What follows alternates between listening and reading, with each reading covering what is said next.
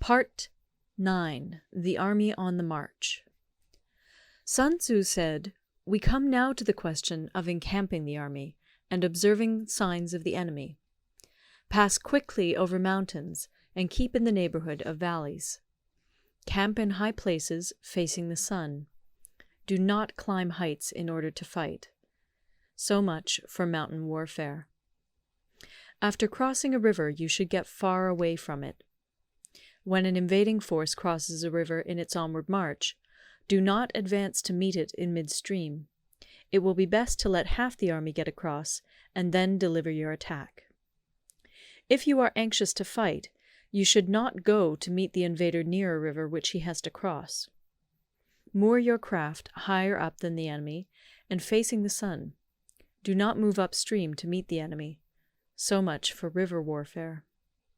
In crossing salt marshes, your sole concern should be to get over them quickly, without any delay. If forced to fight in a salt marsh, you should have water and grass near you and get your back to a clump of trees. So much for operations in salt marshes. In dry, level country, take up an easily accessible position with rising ground to your right and on your rear, so that the danger may be in front and safety lie behind. So much for campaigning in flat country. These are the 4 useful branches of military knowledge which enabled the Yellow Emperor to vanquish 4 several sovereigns.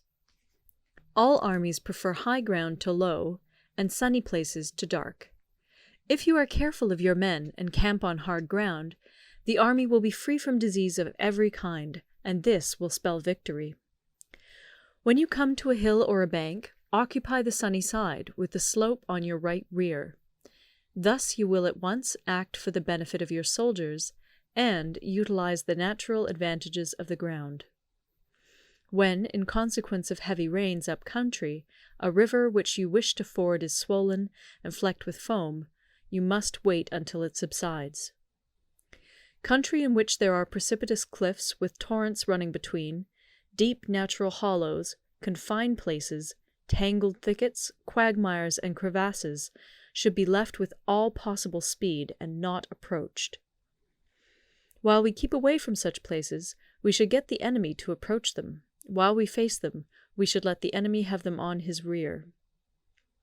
If in the neighborhood of your camp there should be any hilly country, ponds surrounded by aquatic grass, hollow basins filled with reeds, or woods with thick undergrowth, they must be carefully routed out and searched, for these are places where men in ambush or insidious spies are likely to be lurking. When the enemy is close at hand and remains quiet, he is relying on the natural strength of his position. When he keeps aloof and tries to provoke a battle, he is anxious for the other side to advance. If his place of encampment is easy of access, he is tendering a bait. Movement amongst the trees of a forest shows that the enemy is advancing. The appearance of a number of screens in the midst of thick grass means that the enemy wants to make us suspicious. The rising of birds in their flight is the sign of an ambuscade. Startled beasts indicate that a sudden attack is coming. When there is dust rising in a high column, it is the sign of chariots advancing. When the dust is low, but spread over a wide area, it betokens the approach of infantry. When it branches out in different directions, it shows that parties have been sent to collect firewood. A few clouds of dust moving to and fro signify that the army is encamping. Humble words and increased preparations are signs that the enemy is about to advance. Violent language and driving forward as if to the attack are signs that he will retreat.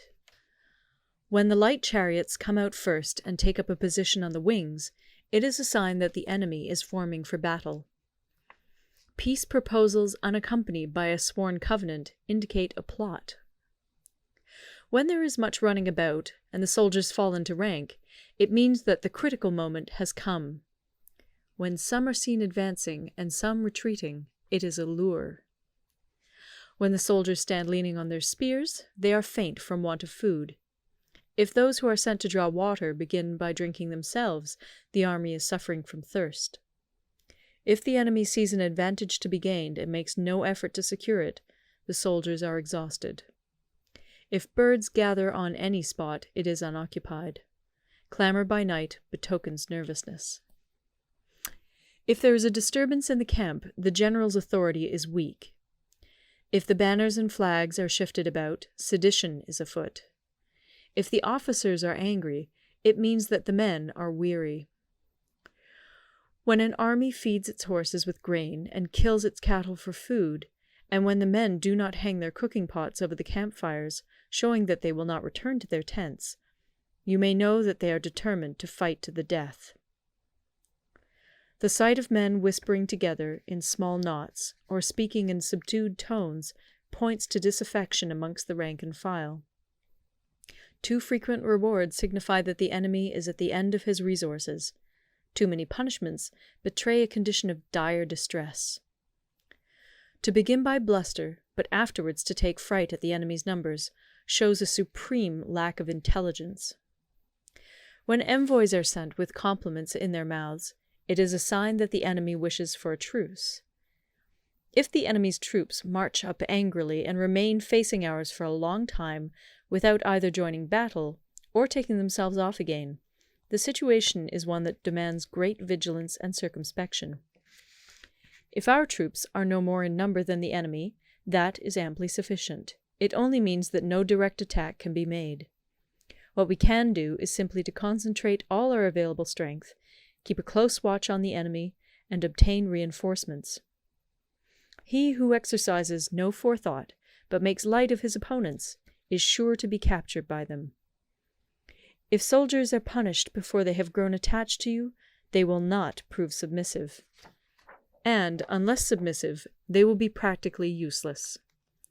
If, when the soldiers have become attached to you, punishments are not enforced, they will still be useless. Therefore, soldiers must be treated in the first instance with humanity, but kept under control by means of iron discipline. This is a certain road to victory. If, in training soldiers, commands are habitually enforced, the army will be well disciplined. If not, its discipline will be bad. If a general shows confidence in his men, but always insists on his orders being obeyed, the gain will be mutual. Part 10. Terrain. Sun Tzu said, "We may distinguish 6 kinds of terrain."